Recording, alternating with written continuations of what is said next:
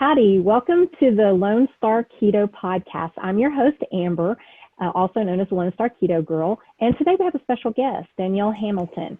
She is a functional nutritional therapy practitioner. I had to make sure I get that right. Yeah. And she specializes in blood sugar regulation. So welcome, Danielle. Thank you. Thanks so much for having me. It's an honor. I'm so excited. I've been following Danielle for a while, and she is just putting out information after information that is so incredibly helpful. So I've been reposting a lot of her stuff. So check out my Instagram or go to her page, check out her stuff, because there's some really, really good stuff out there.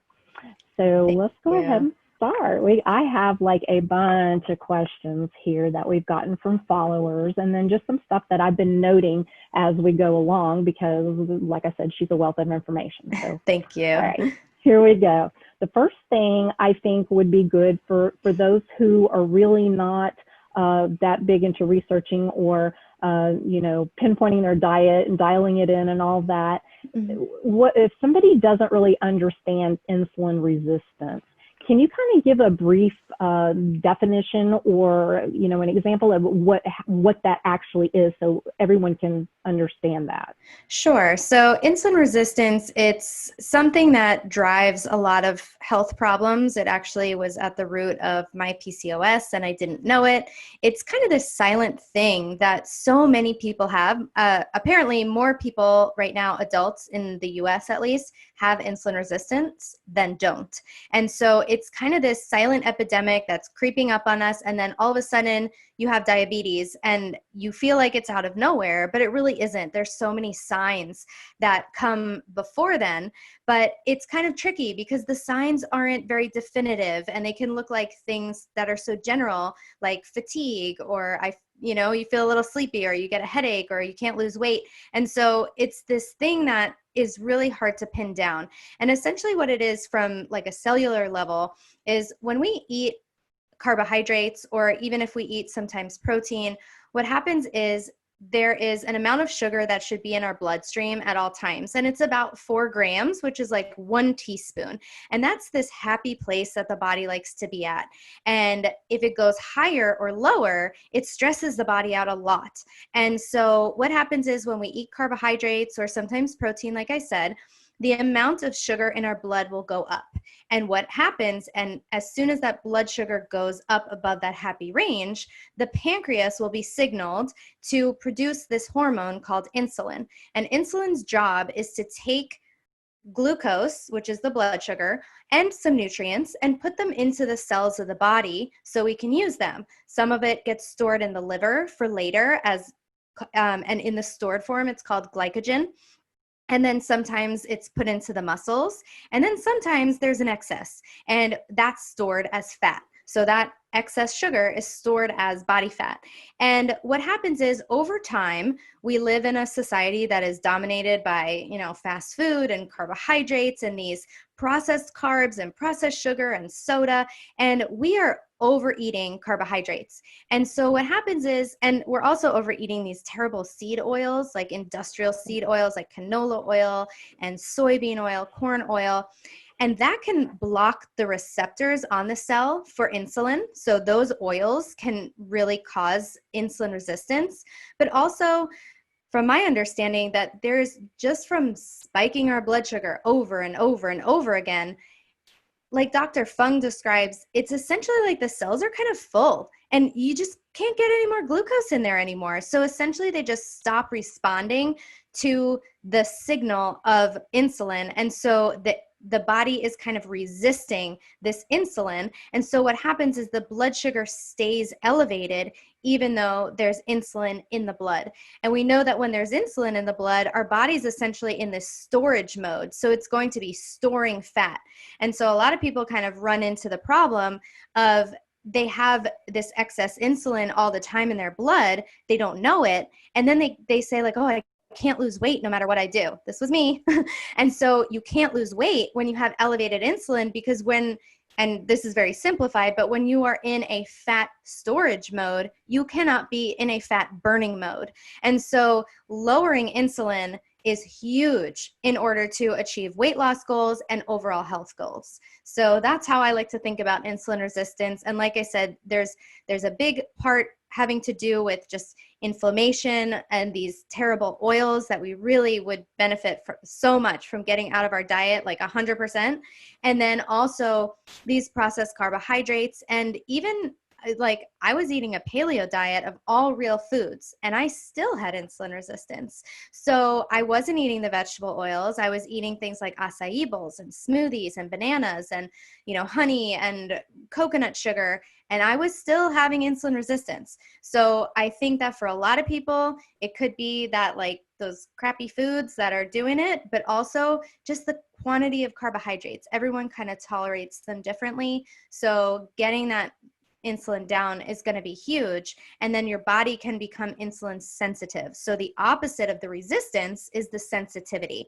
So to kind of give you an example of that sensitivity resistance kind of thing, picture yourself putting on some headphones, and gradually you slowly make the volume louder and louder and louder and louder. And like you're listening to it like super loud. Your ears have actually become a little bit resistant to how loud that sound is, because if you were to pause it for a minute and play it again, it would be so loud in your ears. And that's because your ears have become resensitized to that sound. So if something is happening over and over and over, our bodies just become resistant to it. And then once we kind of, wipe the slate clean, we can build that sensitivity back in. So those are the helpful terms for that.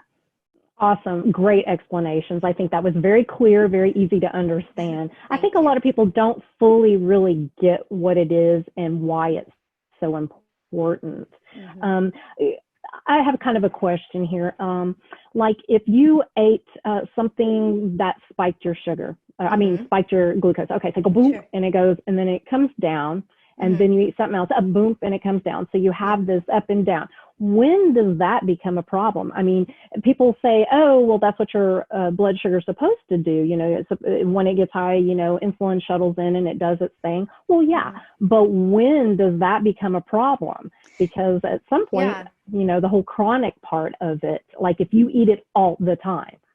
Yeah, I think that's a great question. And I think it's going to be different for everybody, because I think everybody just naturally has different tolerances to carbohydrates. And I am someone who does not tolerate a lot of carbohydrates, but yeah. And it's just, those people who do really well on a super low carb, no carb diet and just find that they are just thrive this way, we're probably the ones who have a lower tolerance for carbohydrates to begin with. But essentially what's happening, and I like to picture those blood glucose graphs. If you look at Glucose Girl on Instagram, she shares a lot of really helpful visual graphs so you can see this. So if you're not sure about a graph, I would go to her page and just kind of get an idea of what it looks like. But so what you're doing is when you're spiking your blood sugar and it's coming down, sometimes it could come down too low, and that would be reactive hypoglycemia. So that's not going to be good.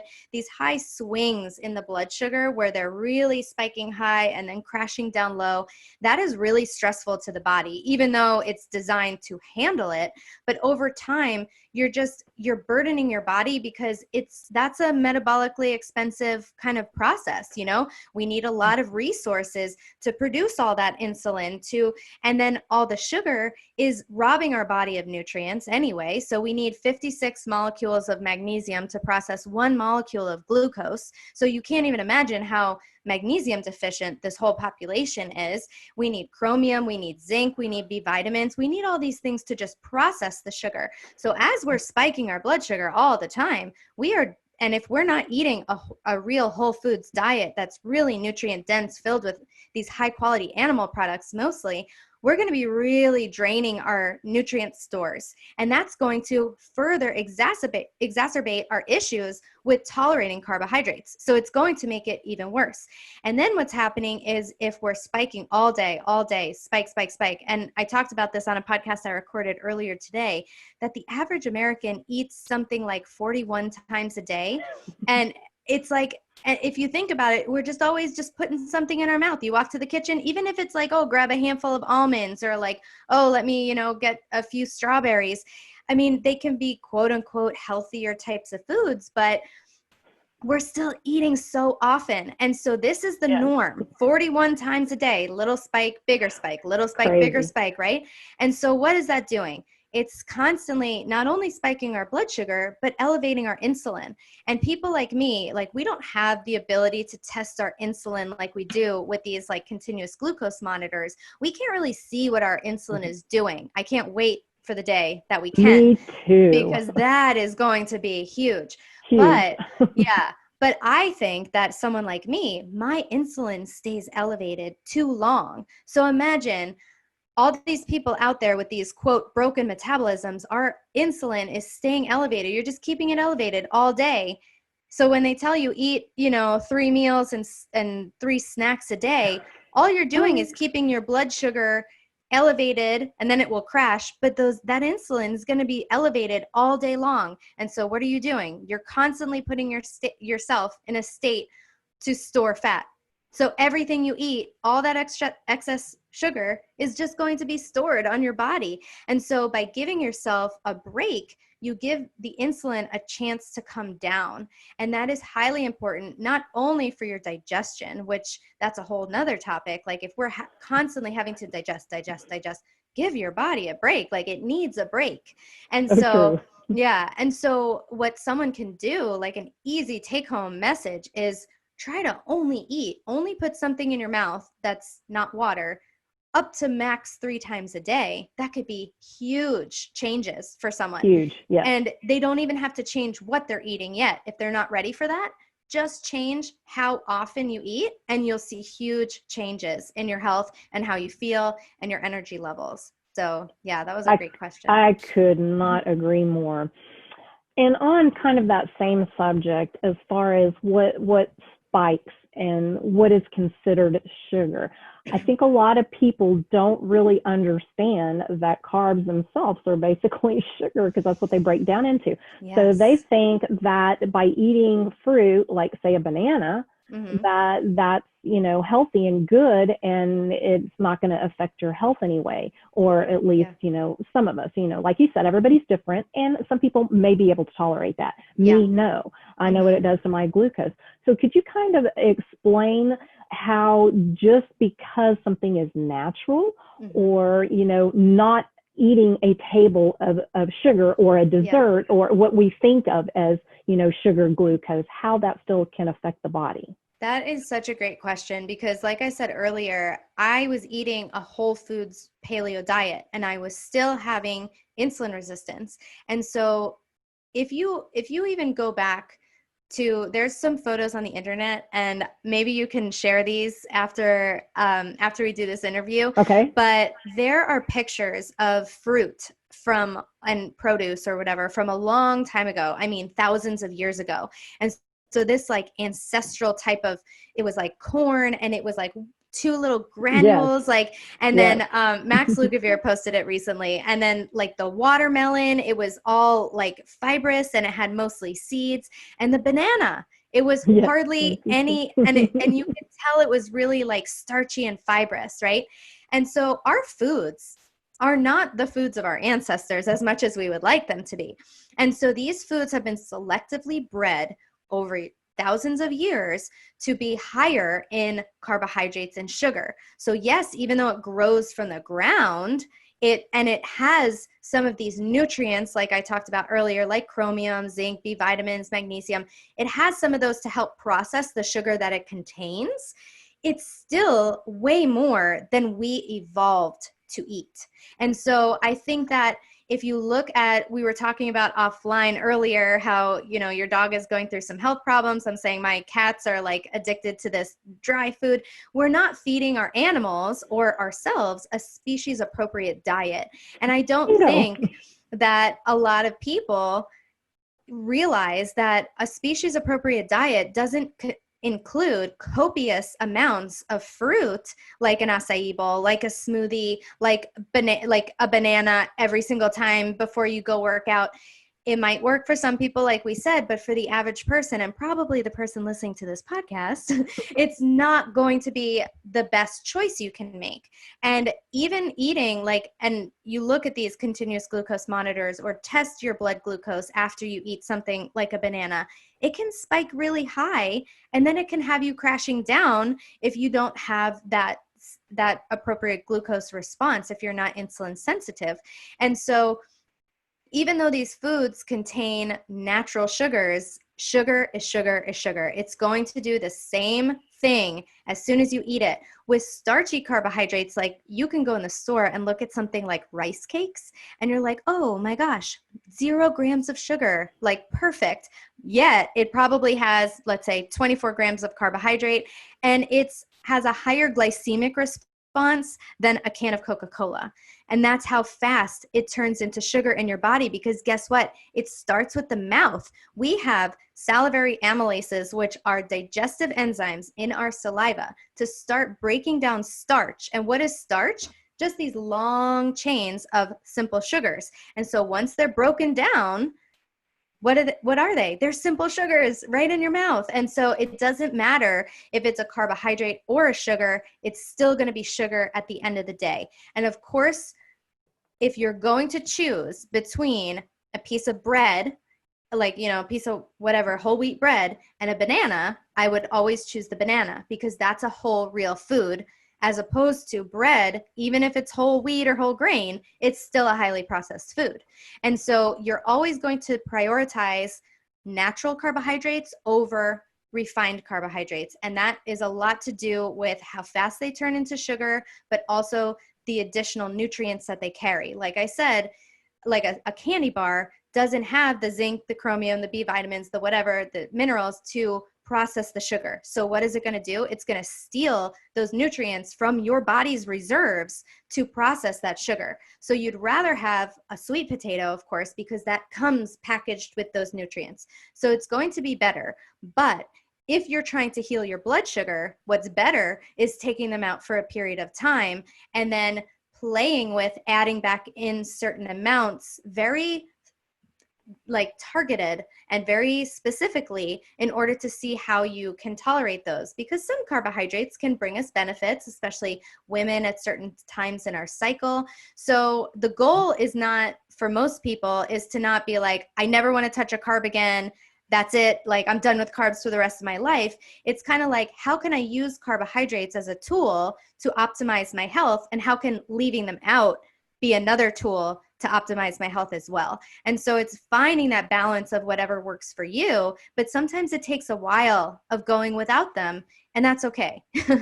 So that's my long-winded answer. I love that. You hit everything perfectly. I love how you're saying use it as a tool. That is awesome. Love that. Okay, so if somebody is insulin resistant, how would they know without going to the doctor and having, or a lab, whatever, and having their blood drawn to check and all that? Is there something that maybe they can use to gauge that they might possibly have an issue?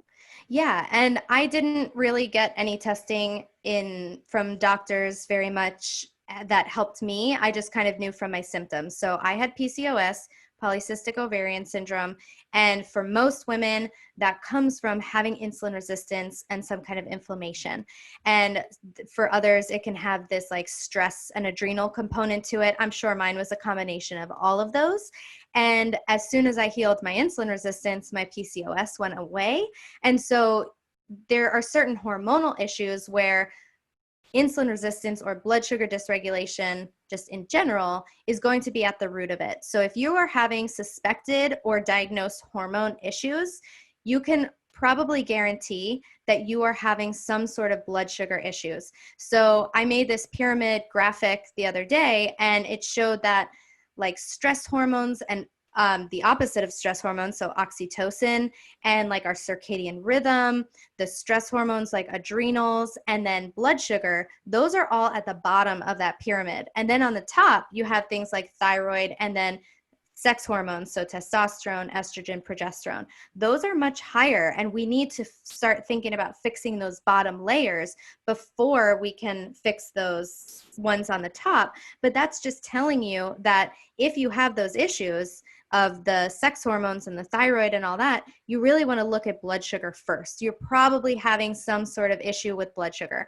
If you have, so I guess it would go back to some symptoms of blood sugar dysregulation. And it's important to point out that blood sugar dysregulation is a spectrum where you start at one end with great blood sugar regulation. You can have fats and carbohydrates. Your body has metabolic flexibility. It can burn both fats and carbs for fuel, and you're good to go. You have tons of energy. You are set up to have optimal health as long as there's not other stuff going on.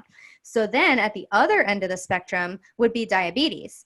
And that's when it gets really, really bad. But there's a whole chunk in between there where people don't realize it's not you flip a switch and you're diabetic or pre-diabetic and you flip the other switch the other way and you're not. There's this whole area in between of blood sugar dysregulation. And so some of the signs of that, I mean, I'll try to think off the top of my head, but number one would be energy dysregulation. So either you have no energy, you eat a meal and you feel an energy crash, or you have no energy and then you eat and you feel energy. And so some sort of issue with energy is going to be like dominating your world. And maybe you don't realize it because maybe you automatically are self-medicating with like caffeine and high carbohydrate foods to get through your day. So that would be a sign that you probably have some blood sugar dysregulation. Then we could say things like I said, the hormonal issues, if you are having cravings, if you feel like you're not sleeping well, a lot of times sleep issues, if you're have insomnia, if you wake up in the middle of the night and your heart's pounding, that's a huge sign that your blood sugar crashed. If you can't go for periods of time between meals, like if you can't possibly think about skipping a meal, that was me, I'd be shaky, I would have headaches. I got my blood sugar tested back in the day when I was PCOS, didn't know I had blood sugar problems, and it was a 60. I mean, that is severely hypoglycemic, and no one said boo to me. Nobody told me anything about that. They're just like, oh, it's under 100, so it's fine. And I was like, oh, it's really under 100, so it must be so good. No, there's like a happy Goldilocks position that they don't tell you about, which is generally 80 to 88, like give or take. Those are probably a happy fasting glucose range. So that's another one you can test. So you can get a blood sugar meter. CGMs, continuous glucose monitors, are harder to get in the US. They're more expensive. You can get one Nutrisense.io. Again, it's a little. I'm so going to do that one. I know. Yeah, that's same. on my wish list. Yeah, same. I have one. I have a friend who sent me one from Sweden, and I'm really hoping that it comes, but the package is lost. We'll see. So hopefully I'll get one soon. But if you have access to, if you already are working with a doctor and you can request one of these things, do it.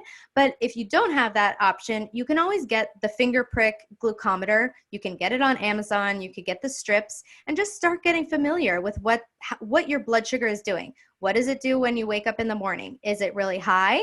Is it too low like mine was? Or is it in that like 80 to 88 range? That would be a really great range to start out with.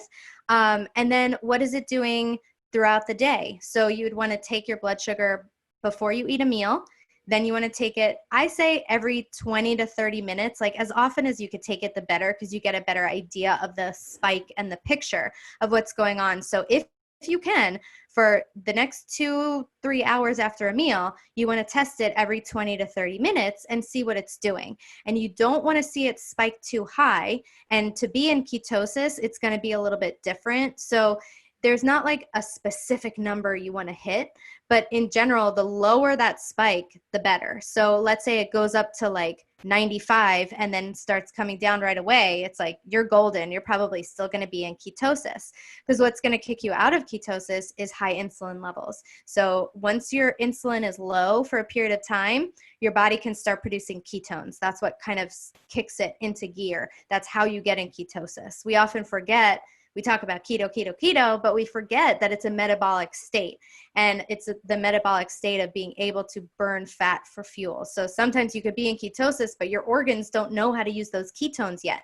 So that's why there's this fat adaptation period as well. And so that's why a lot of people, they do keto for like a week and then they stop. And it's like, you have to push through that period. Your body's learning what to do. So Yep. I digress. I got off topic, but yeah. So, I hear that so often. So, yeah. Okay, an offshoot of what you were talking about.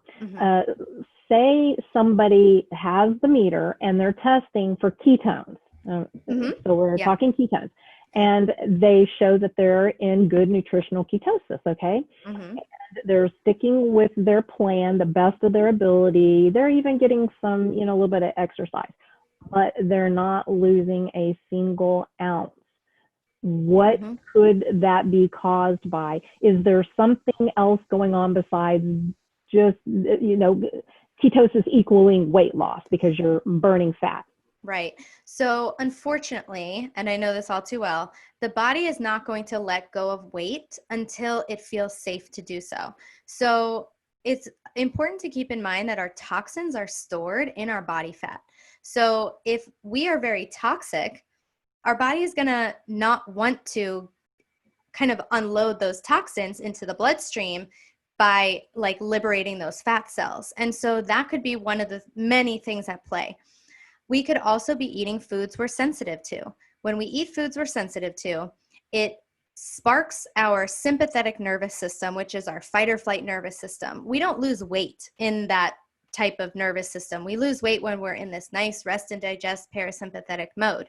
And so we are causing, when we eat foods we're sensitive to, not only are we like igniting the sympathetic nervous system and causing stress in our body and the whole cascade that a hormonal cascade that comes from stress. So stress isn't only things in your head. It can also be toxins. It can also be food sensitivities and things like that, like physical, things in your body, mold, whatever. And so we are causing inflammation in our body. When our bodies are inflamed, they're not going to be able to let go of fat. And we hold on to excess weight. And so I call that like inflammation weight. And that is what I see on my body for sure, as soon as I eat something that my body doesn't like. And one of the most powerful learning experiences, I guess I would say, with food sensitivities is when I took a test and found out I was sensitive to eggs. I was already suspecting it, because I would feel really tired when I ate eggs. Not every time, but sometimes like my whole body, like my arms felt like they were in mud. Like it was a whole body thing, almost like buzzing. Like you took an allergy pill, you ever take a Benadryl and you feel like spacey and heavy? That's what it felt like. And I tried to reintroduce eggs way too soon and I passed out face down on the couch. Like, oh my God. It was crazy. And so I took out eggs for 3 weeks and I lost about like 4 inches from my stomach without doing anything else. And so it just goes to show you that if you're eating foods you're sensitive to, even healthy foods like eggs are chock full of nutrition. And it breaks my heart that I can't have them right now. But one day I will get them back in for sure. But even healthy foods, if they are inflaming you, you will be prevented from dropping a lot of weight. A lot of times I see people overdoing it on the fat. And so they're really sticking to these macros that they were told on Google. And these macros are just a little bit too high in fat and too low in protein.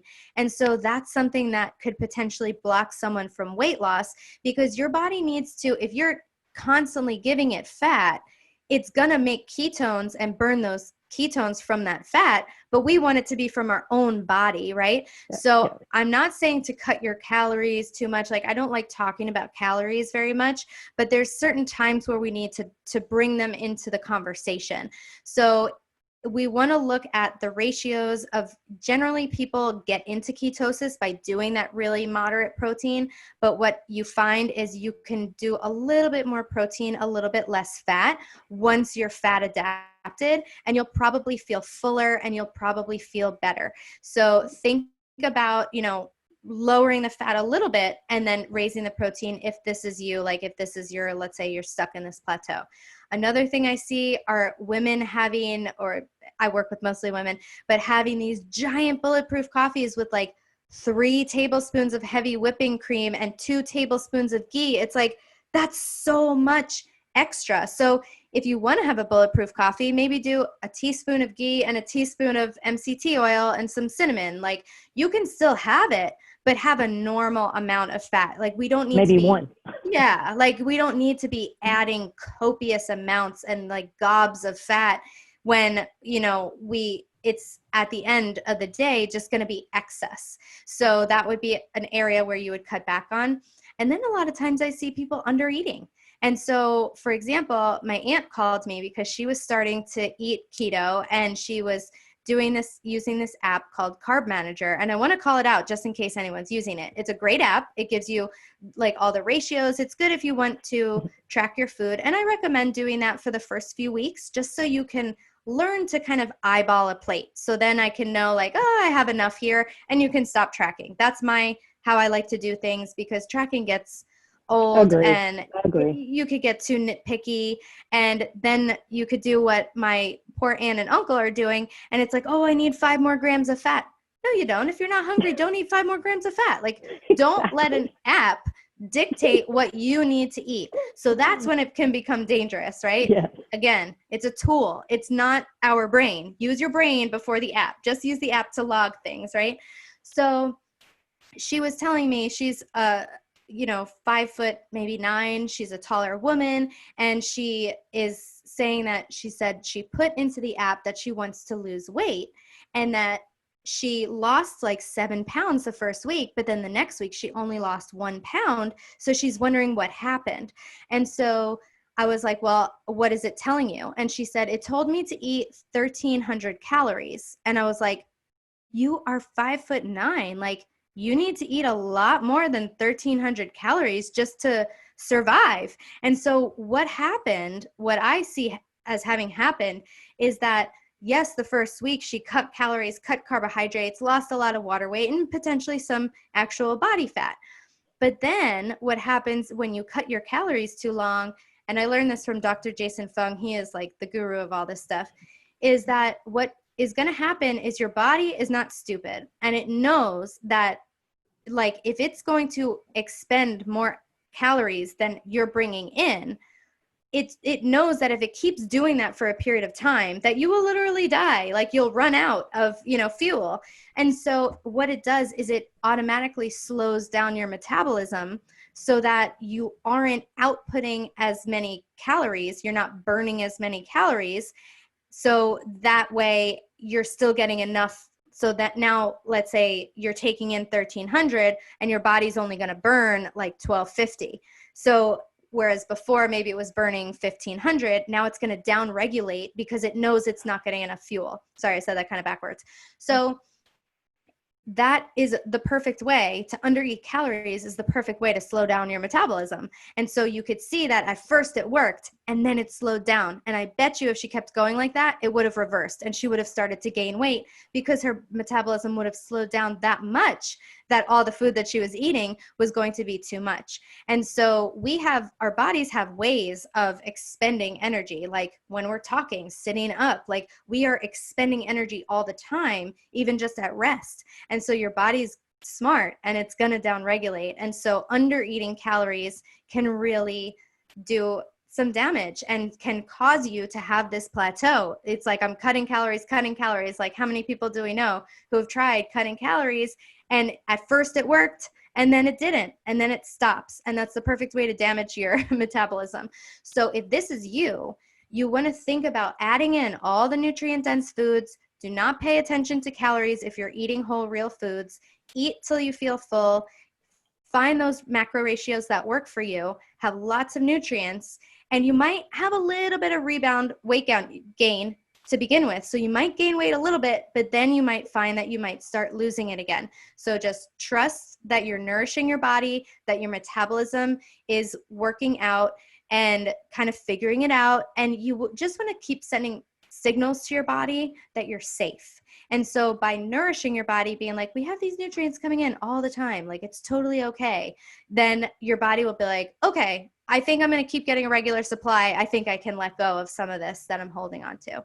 So that would be another way. And then the last thing that I could think of would be potentially over fasting or under fasting. So sometimes if we're over fasting, we can, especially for women, at certain times in the month, we could potentially be knocking our hormones out of balance. And so if I would look into maybe not fasting so much the week before your cycle, you maybe want to do 16-8, 18-6, what is it? 16-8 maximum. And wow. And then other times in the cycle, like the beginning, first half of the cycle. So like day 1 of your cycle, then to day 15, those would be days where you could fast however you'd like. And then maybe the second half, just to be safe, you want to stick with maybe a 16-8 or the week before, not fast, because again, that could kind of throw off your hormones.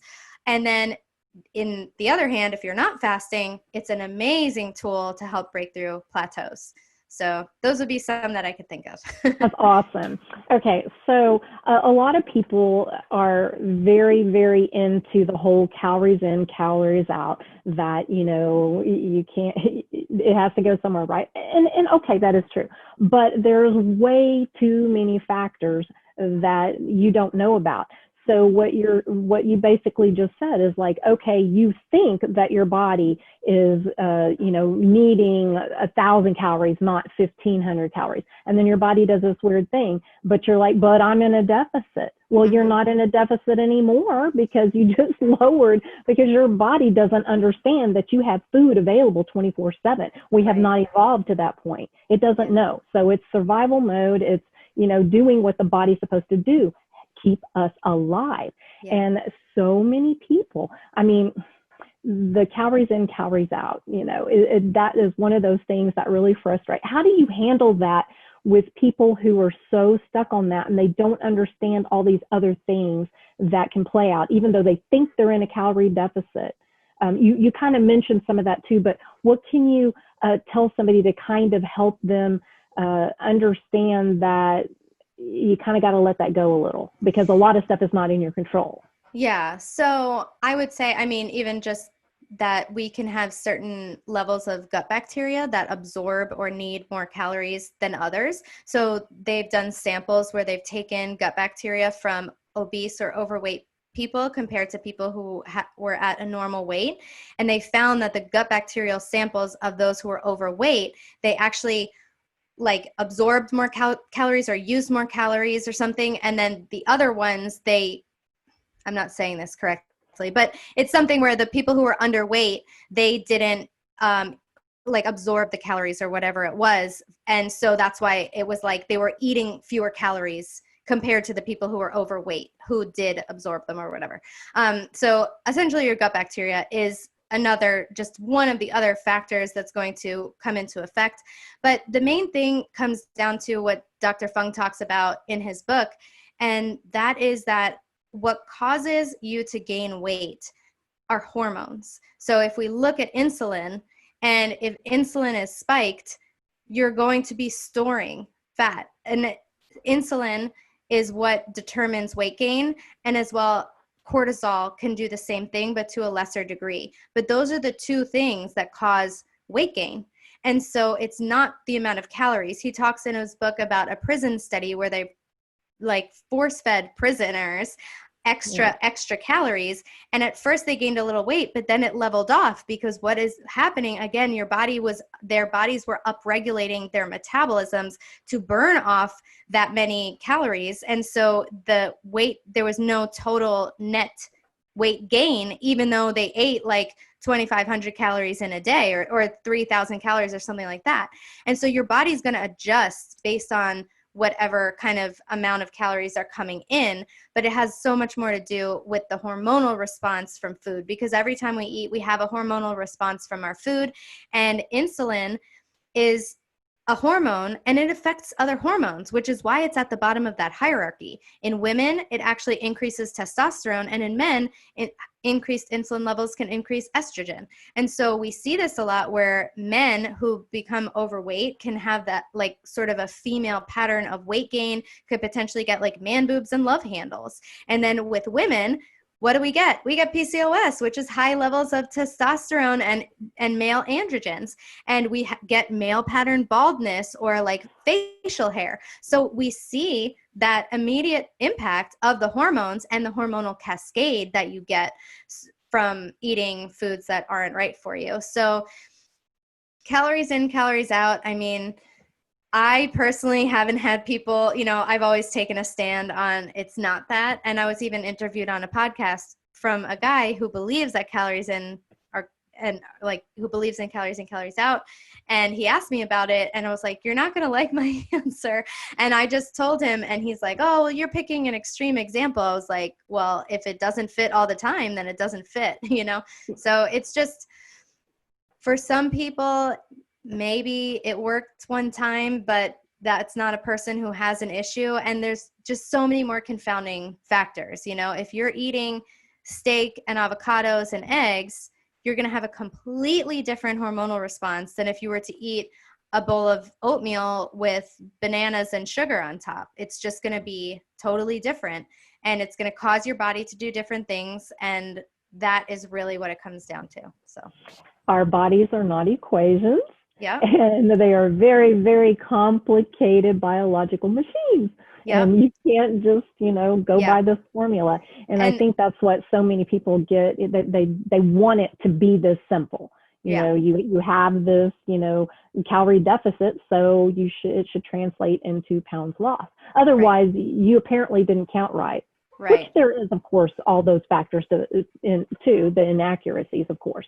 But Right. And I forgot to mention that when they say calories in, calories out, that implies that the system is closed. Humans are not a closed system. So like I said, your thyroid up and down regulates your metabolism. So that just debunks it right there, that we aren't a closed system. So end of conversation. Agree. I gave you the long answer first, but the short answer. No, it was great. No, perfect. Yeah. Thank you. Sure. You'd be surprised how often I get that.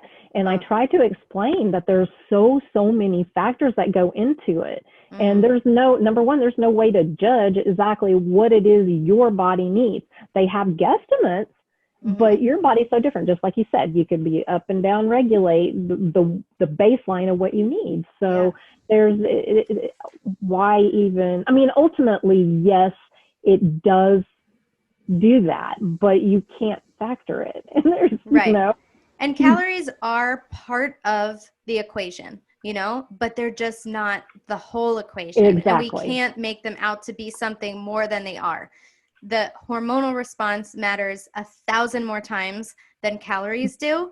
But it's not something, like I said, I even gave an example of where calories could be coming into play. But again, it's just one factor, Right. And we need to look at toxins. We need to look at your sleep. And that's another one I didn't say. If you're in a plateau and you're not sleeping and you're a stress case, stress and sleep are going to be two major causes of plateaus. So that would be something that you would definitely want to look at as well. But yeah, it's like, that's why, we call it holistic, because you look at the system as a whole. And so, calories are one small piece, but then sleep and macros and digestion and inflammation, like those are big, big pieces of the puzzle.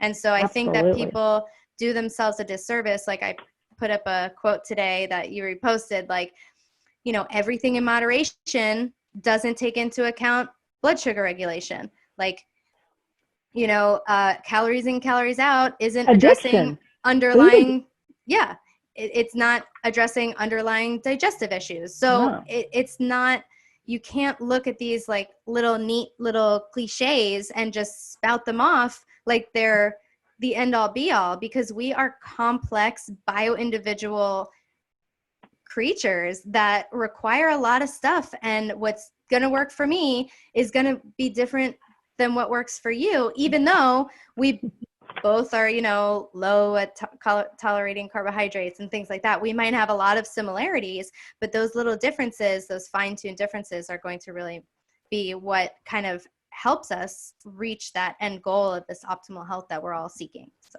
Amen. I mean, that is what it all boils down to. What works for me may not work for you, and what works for you today may not work for you tomorrow. We are ever evolving, you know. Yes. Believe me, I know that I'm hitting the menopause age. I keep saying that, but it's like a big change for me right now as far as how my nutrition is kind of having to be tweaked a little bit. Yeah, So absolutely. that's, you know, we have to be willing to change and evolve as we change and evolve.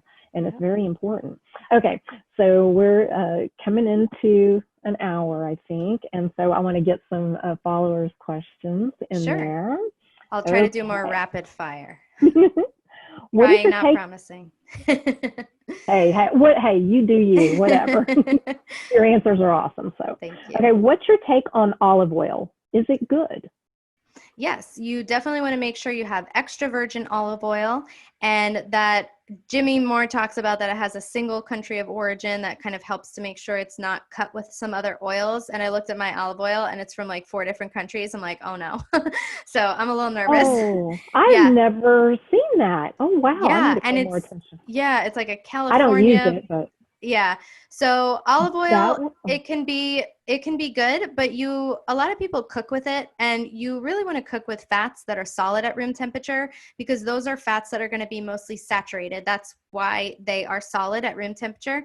And that ensures that the fats are going to stand up better to the heat that they're exposed to, because heat and light and air can damage oils, and the ones that are more easily damaged are the ones that are less saturated. So polyunsaturated fats, which some of them can be good, like the ones from fish, like if you eat a piece of salmon, it's going to have some polyunsaturated fats in it. And so again, you'd want to kind of probably cook that low and slow, right?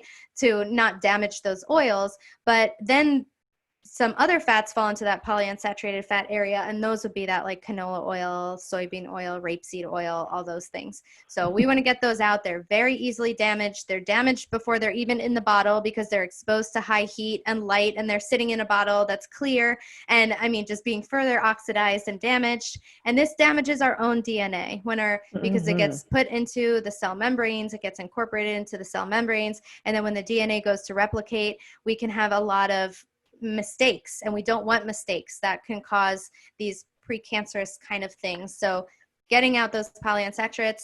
And then olive oil is what's considered a monounsaturated fat, which means that it just has one little bond that's not saturated. And so those are things like avocado oil and olive oil, and those can definitely be healthy and can be good, but I would recommend them more for cold uses, or like a salad dressing or something like that. And then you want to cook with those fats that are solid at room temperature. So my favorite is ghee, but all sorts of high quality animal fats are really great, and even coconut oil if that's something that you choose to do, but that is mostly saturated as well. Awesome. Perfect. I just a quick note. There was avocado oil that if it says, you know, avocado oil, but if you read the ingredients, it was cut with the seed oil. That is so bad. Yeah. I mean, you know, you think you're getting something good. Like why would that have ingredients? Yeah, You know, because exactly. it would be what it says it is. Yeah. Yeah. And So I even saw that. I'm sorry to interrupt you. I even saw that for ghee. I saw that they put some sort of oil in it, and it made it like squeezable. And I was very oh, disappointed. So just a takeaway for everyone listening, just read every ingredient. There are even companies like, I used to love Tesame's. They made great dressings. They have a really good hot sauce, and it used to say like paleo friendly, Whole30, and all this, and it was made with olive oil. And one day I was pouring it onto my food, and I saw the word sunflower, and I was like, why are they writing about sunflowers on this product? And I looked at it, and it was not olive oil anymore. It was sunflower oil, and they changed the oil without changing anything else on their package. And now all of their products are sunflower oil, and I don't eat them wow. anymore. And I feel like I'm so Oh. disappointed in them. I've had that happen too, where Yeah. I've checked the ingredients, and this is when I was Mhm. keto, and it's all good, you know, Yeah. and then something changes, and you don't know. I Yeah. mean, why would you continually look at the ingredients, because that's the same product, and there Yeah. was no newsflash kind of thing on the bottle, a new formula or whatever. No. Yeah. So be very aware if you're going to have something that has ingredients besides what it actually is. Mm-hmm. So, okay. Do you believe diabetes can be reversed or improved through diet? And let's leave it at type 2. Yes. Type 1, no, not yet with science, unfortunately. But type 2, 100%. 100%. It can be completely reversed, just like PCOS can be. You might still have cysts on your ovaries, but if you don't have symptoms, that is what a syndrome is, which polycystic ovarian syndrome. It's a collection of symptoms. So if you don't have any symptoms of it, you do not have the disease. And same thing with diabetes. If your blood sugar and, carbohydrate tolerance improves and your insulin levels are low and you don't have any symptoms of it, you don't have it anymore. You can get back to that really good tolerance of, that metabolic flexibility that we were talking about. And the best ways to do this are definitely with fasting. Fasting is huge. And then doing a keto or carnivore diet or both, or mix, whatever works for you. And that can be two of the most helpful tools. And then we'd also, of course, coming from a nutritional therapy background, I'd also, of course, want to look at your digestion and nutrient status and fatty acid balance and hydration. And so those things are also really, really, really important. And I'm going to make my next program coming out is called More Than Macros, because we really need to look under the hood at, a lot of people just get stuck because they change their macros. They're like, I'm doing keto now and nothing's happening. And so those people who, like you said at the beginning, they have these plateaus, there's so much more we can look into. And if you notice, some of the things I told you to break those plateaus have to do with food, but a lot of them don't. A lot of them have to go, like, let's look at your sleep. Let's look at your stress. Let's, are you going on walks? Are you in a community with people you love? Are you getting touched? Like, we need touch. I mean, if oxytocin is on the bottom of that hormonal pyramid, think about how important touch is to us as humans. And I was like, does this mean that petting my cats can actually help balance my hormones? So I loved learning that, because it does, right? So those kind of things are, they're so important. And it's like kind of good news to learn that kind of stuff. That's awesome. Yeah. Diabetes is going to be something that I'm going to be focusing a lot on here lately, between having family members who have pretty severe issues and now my dog. So So I'll be doing a lot of research and more stuff on that for sure. Okay, let's see. What specific foods have helped you with weight loss? Like what was your typical meals like, and et cetera? Sure. So I think the better question would be, what foods did you avoid to help you lose weight? Okay. Because most of the time people are looking to add things in while not making many more changes than that. They're like, I'm willing to add in, if you want me to eat liver, like I will, have it. But they'll do something as hard as that. But if I ask them to give up something like gluten, then it's like, oh, I don't know if I could do this. Like, and then that's really where the kind of the crux of the issue is coming out. So you have to ask, are you willing to give up what's making you sick? And if the answer to that is no, then you're not ready. And that's okay. You can get ready at your own time. Most of us need to hit a sort of bottom in order to really change, right? So what helped me was getting rid of carbohydrates. And I had mostly all my carbohydrates came from vegetables, and I did a paleo ketogenic diet. So that means it's all real foods. I didn't do fake sweeteners. The sweeteners don't work for me. I always say that they wake up my sugar dragon. So I have a sugar dragon. I think a lot of us do in this community. And right now mine is hibernating. And I feel so great when he's hibernating, because he's not dominating my decisions. He doesn't tell me what to do. And I love it. As soon as I get a little taste of stevia, my sugar dragon's like, I smell sugar. And then he's awake. And then I'm like, I didn't want sugar. Like, it wasn't real sugar. Can't you go back to sleep? And he's like, no, we should probably have some sugar. I'm like, come on. So my sugar dragon really dominates me. And so as soon as I have a taste of that on my tongue, it's all over. And so getting rid of artificial sweeteners was really helpful. I tried to do the fat bombs and stuff at the beginning that they tell you in keto.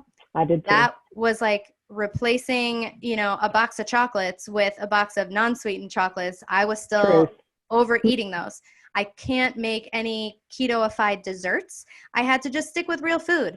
And the thing that I will have is really dark chocolate. So like 90% dark chocolate. That's like my one thing that I have, but I feel great with not having it because you don't realize how freeing it is to not have it. A lot of people talk about like food freedom and the food freedom that these people are trying to teach you to have by eating everything in moderation.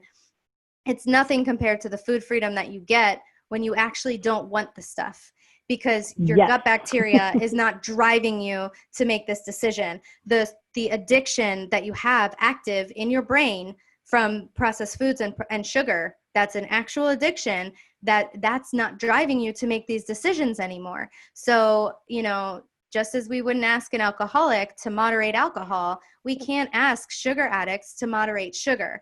And I think that the best thing that I ever did was get out sugar and carbohydrates. So for me, it was like the fruits and the honey and then the artificial sweeteners and all that. I had gotten rid of all the other stuff before then. I used to, like when I was growing up, I ate all the processed carbs, cereal, waffles and English muffins. Like if it was a processed carb, it had my name on it. That's all I ate. So I got all those out when I went paleo, and you don't have to do everything overnight. You don't go from a standard American diet to carnivore. You don't have to. You can. You will. You totally can do your thing. You're gonna feel it, but like you can switch over slowly. So eating real foods was essential to part of my healing. So that transition to paleo, then the transition to keto, and once in a while I'll throw in a carnivore week here and there as like a reset. It's helpful for me. I can't eat eggs and I don't do dairy. So those things it's really hard because it's really just meat for me. Mm-hmm. And I haven't been able to find the right balance of fat and protein. I was overeating protein when I was doing carnivore. And so I would have that blood sugar spike from the gluconeogenesis from overeating protein, undereating fat. So when I try it again the next time, because I know I will, I'm going to have to invest in some like animal fat. Like I see people doing this and they're like, oh, I have like suet. I'm like, oh gosh, I don't even know what that is, but I got to try it, So yeah, I just can't go there yet. Yeah. Yeah. So those things really helped. But honestly, nothing helps me lose weight. Nothing I eat helps me lose weight. What helps me lose weight is fasting.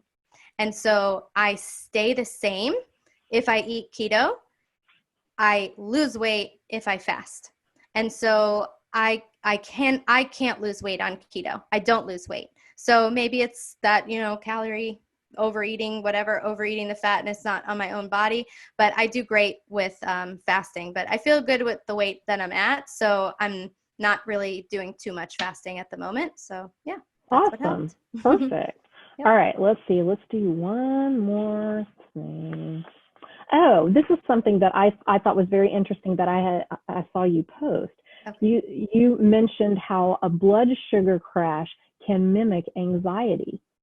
I think that's very interesting. Yeah. Explain that a little. Yeah, I think that a lot of people are unaware of what a blood sugar crash feels like. And I didn't list all the symptoms before when I was talking about blood sugar dysregulation. So this is another one, and I'm glad you brought it up. And so as your blood sugar is going down, if it's dropping too low, remember I talked about that little happy medium spot for our blood sugar to be in.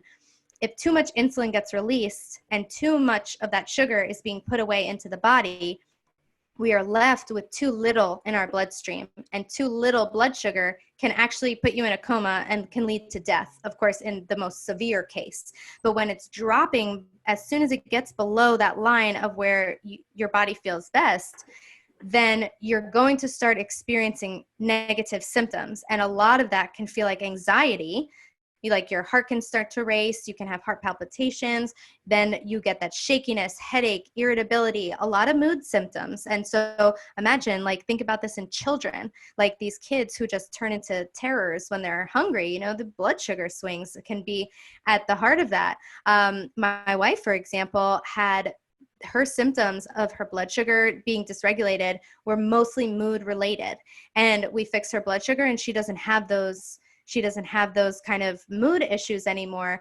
And it just feels like anxiety, because your body knows that if you don't get carbohydrates soon, if you're not metabolically flexible, that is the other caveat. If you can't burn fat for fuel, you're going to feel that, but you're also going to feel hangry. And so this intense hunger, or that might be, I call it the craving zone. That's where you're going to have these cravings, because your blood sugar is so low, your body's automatically going to want these higher carbohydrate foods, because it knows it needs to boost your blood sugar up really fast. And so that's why you might be like, oh, I need sugar. I need, anything sweet. And that is driving those cravings. So a lot of people who want to eat intuitively, who have dysregulated blood sugar, you're not eating intuitively. What's deciding is your physiology. What's deciding what you want to eat is, that brain addiction or your gut bacterial balance. If you have an overgrowth of candida, they're going to be like, feed me sugar. So these are the things that you need to clear up and address if you do want to eat intuitively. And so that kind of got off topic, but No, that's perfect. That's great. Yeah. I find that fascinating. And like when you do a keto, or some people have to go all the way to carnivore, and it kind of alleviates those mood issues. Like, and one of the huge one is anxiety. Well, I've always known that helps with that. But the whole sugar crash thing makes perfect sense to kind of play in with that as well. So when you fix that, it makes sense that you wouldn't have that extreme feeling of anxiety. And I know a lot of people who have this issue, and sometimes it's debilitating. So something so easy, I consider easy to fix. Maybe not so easy to apply, but it's actually an easy fix. And that's the thing with so many issues we have right now. It's in our control to make some changes, and so I just think that should be the first, course of action we take, is trying to, deal with the things that we can control. And like you've mentioned, it's more than just diet. It's also your sleep. It's your stress. There's a whole lot of things that play into it. So I think that's so important. So thank you so much for joining me on my podcast. You have just been a wealth of information. Can you tell everyone where they can find you? Sure. So my Instagram, I'm very active on Instagram, is at Danielle Hamilton Health.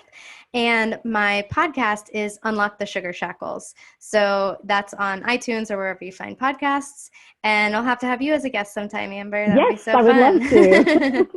Definitely. And I'll put all her information below the video. And while you're here, push that little subscribe button and then go and follow Danielle, because seriously, y'all, she is amazing. She puts out great graphics. She explains things very well. And she's just a great person. I just adore her. So make sure you're going.